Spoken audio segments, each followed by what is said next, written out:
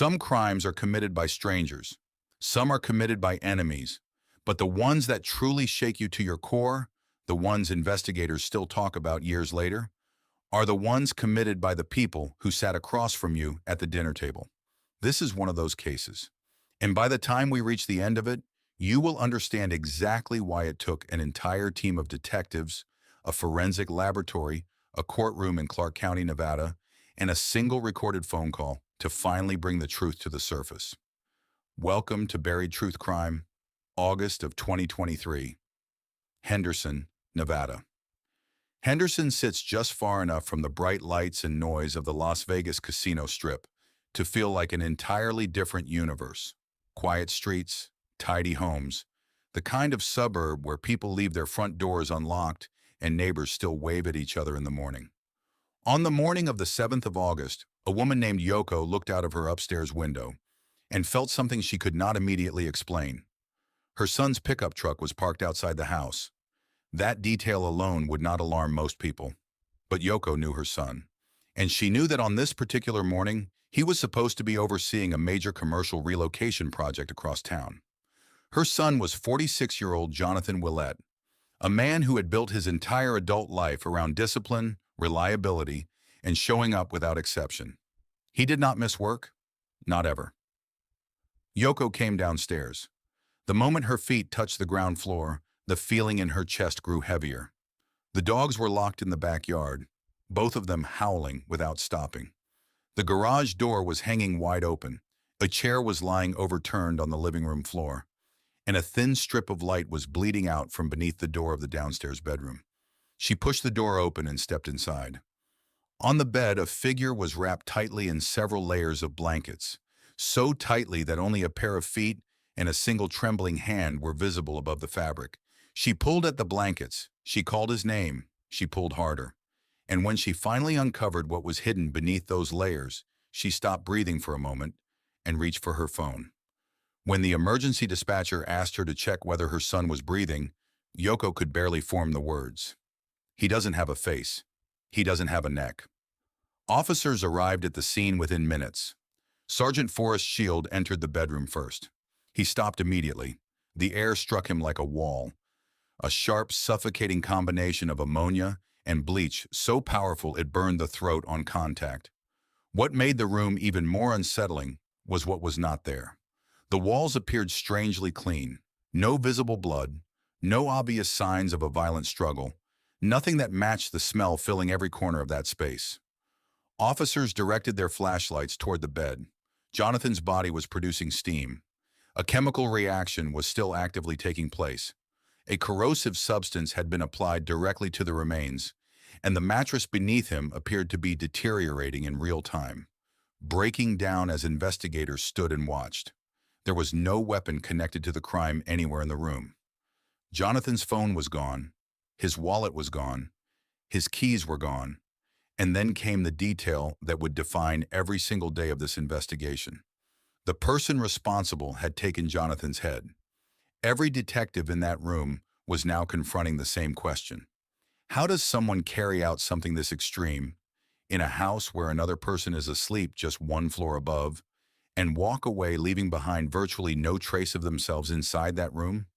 To understand that, you first have to understand who Jonathan Willett was, and far more importantly, who he had allowed back into his life. Jonathan was not the kind of man most people picture when they think of Las Vegas. He was not a gambler. He was not chasing bright lights or quick money. He had been born in Tokyo to a military family, raised under strict discipline from an early age, and after eventually relocating to Nevada, he spent more than 2 decades working on the famous Las Vegas Strip. His job was selling timeshare packages to tourists. It is the kind of work that demands extraordinary patience, relentless resilience, and the ability to connect with virtually any type of person in a matter of minutes. Jonathan was exceptional at it. He eventually used everything he had built to launch a recruiting agency that helped local residents find employment. Then, just before the pandemic began, he started a logistics company. It grew quickly and steadily. His client list reached impressive levels, among them the actor Jamie Foxx. By every visible measure, Jonathan was the definition of a self-made man. dependable, driven, the kind of person his family could call at any hour knowing he would answer. But beneath the surface of that successful life, something had been quietly unraveling for years. Her name was Devon Michaels, 45 years old at the time of these events. Jonathan and Devon had married in 2012. By 2018, after 6 years that witnesses described as turbulent and emotionally volatile, the marriage had completely broken down. The divorce was bitter, but it did not bring peace. In October of 2022, Devon was arrested following allegations involving the mistreatment of her daughters, Jonathan's daughters. The court reviewed the evidence and sided with Jonathan. He was granted sole custody of both girls. To most people looking in from the outside, that ruling looked like the ending. Close the chapter, change the locks, protect the children, and rebuild. But Jonathan made a choice that would later leave investigators, family members, and ultimately a jury struggling to fully process. He wanted to keep the family together. For the sake of his daughters, he told people, despite court restrictions, despite repeated warnings from those closest to him, he continued making exceptions. He bent boundaries he had been legally ordered to enforce. He allowed Devon to spend time with the girls. He told himself he could manage the situation, that he was capable of holding everything together if he just tried hard enough. That belief, that confidence in his own ability to fix the unfixable, created a gap in his own safety that he could not see. And while Jonathan was focused on building that fragile bridge back, someone else had already been building something far darker behind his back. Several months before that August morning, a second name entered the picture. A name that made detectives read the file twice. Daver Willett, Jonathan's oldest son from a previous relationship, 26 years old, an imposing physical presence, standing close to 6 feet and 6 inches tall and built powerfully. He worked as a security systems technician. He had extensive experience with electronics, a deep familiarity with surveillance systems, and he was entirely comfortable handling heavy construction and industrial tools. For most of his life, Daver and his father had been close, genuinely close. Then, without warning, that relationship ended completely. The reason it ended is something that, even after reviewing this case multiple times, still lands with full force. Daver sat his father down and told him the truth. He had secretly married Devon, Jonathan's former wife, the woman Jonathan had divorced, the woman who had just lost custody of her own daughters, the woman who was, by any legal or social definition, Daver's former stepmother. There was an 18-year age gap between them. Evidence presented later in court suggested their relationship may have begun when Daver was as young as 19 years old. In a single legal transaction, Jonathan's son had become the stepfather of his own younger sisters. Daver attempted to soften it. He told Jonathan the marriage was purely administrative, paperwork arranged for insurance purposes, that there was no real relationship to speak of. Jonathan sent him a text message filled with raw anger and disbelief. And yet, even after reading words that would have ended most relationships permanently, Jonathan did not cut ties. Instead, he constructed a plan that almost defies logic when you hear it today. He decided he wanted everyone living under the same roof, his daughters, his son, his former wife, all of them, together, in a home he would personally select, personally rent, and personally fill with boxes he packed himself. During those days of preparation, Daver was often present. He avoided eye contact with his father throughout. He said very little.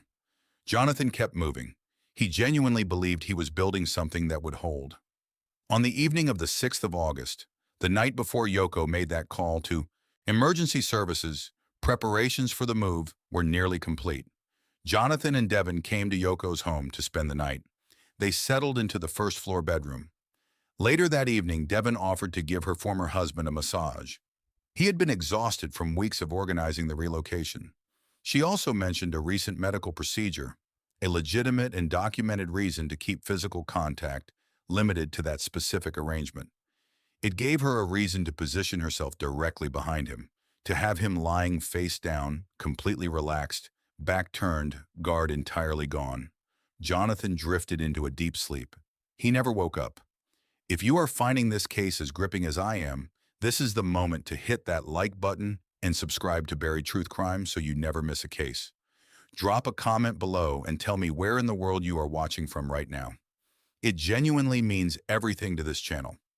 While forensic specialists worked carefully inside a bedroom so saturated with chemicals that full protective equipment was required just to enter, detectives drove approximately 25 miles across the city to Devin Michaels' residence. The logic was direct. Devin was the last confirmed person in that room with Jonathan. Devin had left the house sometime during the night. Devin was the starting point. Officers arrived at her home, and before they had even made it past the driveway, the investigation handed them its first major break entirely out in the open. Jonathan and Devin's daughters were playing outside near their mother's vehicle, a 2017 Nissan Armada. The girls noticed something on the ground and immediately recognized it: their father's phone lying near the rear of the vehicle. Officers picked it up. On the screen was a dark brown stain. Preliminary testing identified it as blood. Here is something worth sitting with for a moment. Someone invested an enormous amount of time and effort destroying evidence inside that bedroom. Corrosive chemicals, hours of work, extraordinary calculated effort, and then left a blood-stained phone lying on the ground outside their own vehicle where two young children could find it before the sun had fully risen. Was that exhaustion? Was it overconfidence? Or was it the first sign of a plan that was already beginning to fall apart at the edges? Tell me what you think in the comments. The phone gave investigators the legal grounds they needed. An emergency search warrant was approved. Detectives entered the house and moved room by room. In Devin's bedroom, at the very bottom of a dresser drawer, beneath stacked layers of clothing, they found a sealed plastic bag tied shut with a tight knot. Inside the bag were Jonathan's keys, his wallet, and his social security card, items he carried on his person every single day. In a separate room, investigators found something else entirely: a brand new photo album sitting on a shelf. They opened it. Inside were recent wedding photographs: Devin in a white dress, a groom leaning in to kiss her on the cheek. That groom was Daver. What had been a family tragedy was now, officially, a criminal conspiracy. On the 15th of August, 8 days after Jonathan's body was discovered, detectives brought Devin Michaels into the Henderson Police Department for a formal interview.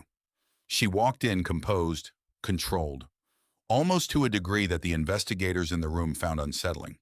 When they asked her directly about the blood on Jonathan's phone, she answered without hesitation. She said Jonathan had cut his hand while packing boxes during the move preparation and must have transferred blood to the screen without realizing it. Detectives placed the medical examiner's preliminary findings on the table between them. Jonathan's hands showed no cuts, no scrapes, no abrasions, no evidence of any recent injury at all. Her first story ended right there in that room. She changed direction immediately. A new account emerged, one constructed entirely around self-defense. According to this version, while she was giving Jonathan the massage, he suddenly engaged in inappropriate and threatening behavior. She said she panicked, grabbed a heavy metal candlestick from nearby, struck him once in the head, and ran from the house in fear. She told detectives that when she left, Jonathan was still alive, still breathing. She had simply fled. Detectives did not challenge her immediately. They let her finish, because they already knew what the evidence was going to say. Cell phone records obtained from wireless carriers showed that Jonathan's phone and Devin's phone moved through the city together, tracking the same route, until approximately 2:45 in the morning. Her vehicle's onboard computer, the internal trip log system, recorded that her car did not leave Yoko's house until 2:04 in the morning. She had not fled the scene in panic within moments of a struggle. She had remained inside that house for hours after Jonathan died. And then investigators pulled the surveillance footage. At approximately 2:30 in the morning, a city camera captured Devin at the drive-through window of a 24-hour pharmacy. She appeared entirely calm. She was wearing a bright white tank top and light blue shorts. No visible stains, no chemical residue, no sign of someone who had just spent hours inside a room destroyed by corrosive cleaning agents. The contradiction was impossible to explain away. A person cannot spend hours inside a scene like that and emerge under bright street lighting in spotless white clothing without a single trace. The prosecution eventually answered that contradiction using testimony from the medical examiner. The extensive alteration of Jonathan's remains had occurred after his death. Because circulation had already stopped, the physical reality of the scene was dramatically different from what most people would imagine. That medical explanation, prosecutors argued, was precisely why Devon's clothing showed none of what the room contained. Around 1 o'clock in the morning, in the hours between Jonathan's death and Devon's departure, something occurred that would later be described as one of the most chilling details of the entire case. Yoko woke up feeling thirsty. She came downstairs and turned on the kitchen light. Devon was standing at the sink calmly washing dishes. Yoko asked about her son. Devon looked at her, voice soft and steady, and said Jonathan had too much to drink, was completely exhausted, and needed to be left alone to rest. No trembling, no panic, no hesitation. Yoko thanked her and went back to bed, completely unaware that a devastating crime scene was waiting just beyond the door of the neighboring room. In November of 2025, more than 2 years after Jonathan's death, the case finally reached a courtroom in Clark County. Prosecutors had offered Devon a plea agreement before the trial began. The terms called for a guilty plea to second-degree charges in exchange for a fixed 15-year sentence. Devon rejected it. She chose a jury trial. The defense came in with an aggressive strategy. Rather than defending Devon directly, her attorney systematically redirected attention toward Daver. They argued that investigators had overlooked the most obvious suspect from the beginning. Daver had motive. Jonathan had planned to remove him from the household entirely. Daver had the skill. He understood surveillance systems, construction tools, and knew precisely how cameras were positioned and where their blind spots were. A search of his residence had uncovered a substantial collection of power tools and equipment that defense attorneys argued had never been properly examined for biological evidence. For a moment, the strategy appeared to be working. The jury had reason to hesitate. Then prosecutors played a recorded phone call. It had been captured while Devon was being held in custody, awaiting trial. She had called Daver. She was crying. She told him through tears that investigators did not actually have anything substantial on her, just a bottle of cleaning solution. Daver's response carried no warmth, no loyalty, no indication that the woman on the other end of that call was the person he had legally married. He told her he was moving to California, that their relationship was over. And just like that, with Devon sitting in a cell waiting for the verdict that would determine the rest of her life, Daver walked away. Prosecutors then presented what they described as the single most decisive piece of physical evidence in the entire case. Forensic specialists returned to the plastic bag recovered from the bottom of Devon's dresser drawer, the one containing Jonathan's keys and wallet, tied shut with a tight knot. A laboratory expert took the stand and presented the findings clearly. Genetic material belonging to Devon. Michael's had been recovered from the knots on that bag. The defense suggested accidental transfer. The forensic expert responded with a statistical analysis. According to the laboratory findings, the probability that someone other than Devon had tied those knots was approximately 1 in 90 octillion. That is a number with 27 zeros behind it. On the 14th of November 2025, the jury returned a unanimous verdict, guilty of first-degree charges. On the 8th of January 2026, the judge delivered the sentence, citing the calculated and methodical nature of the crime and declining to show any leniency. The court imposed a sentence ranging from 28 years to life in prison. By rejecting the 15-year plea agreement, Devon Michaels had gambled on a jury seeing things her way. Instead, she lost everything. She is currently serving her sentence at the Florence McClure Women's Correctional Center in Nevada. Daver Willett was never charged. Investigators were unable to establish conclusive physical evidence directly connecting him to the commission of the crime itself. He remains free. Jonathan's 2 daughters are being raised by their grandparents. One question from that night still has no answer. The vehicle's onboard trip log recorded not just the time Devon departed Yoko's home, but the precise coordinates of every stop along the route. During the early hours of that morning, the vehicle paused near a cluster of ordinary trash dumpsters inside Devon's residential neighborhood. Investigators concluded that location was likely where the missing evidence had been discarded. Teams searched, volunteers joined, Landfill sites were examined. Waste collection routes were traced. Enormous amounts of refuse were processed by hand. They found nothing. And so the final unanswered question of this case remains exactly where Devin left it. Buried somewhere in the city of Henderson, Nevada, on the night of the 6th of August, 2023. If this case affected you the way it affected me, leave a comment below.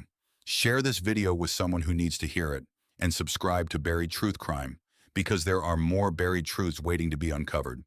I will see you in the next one.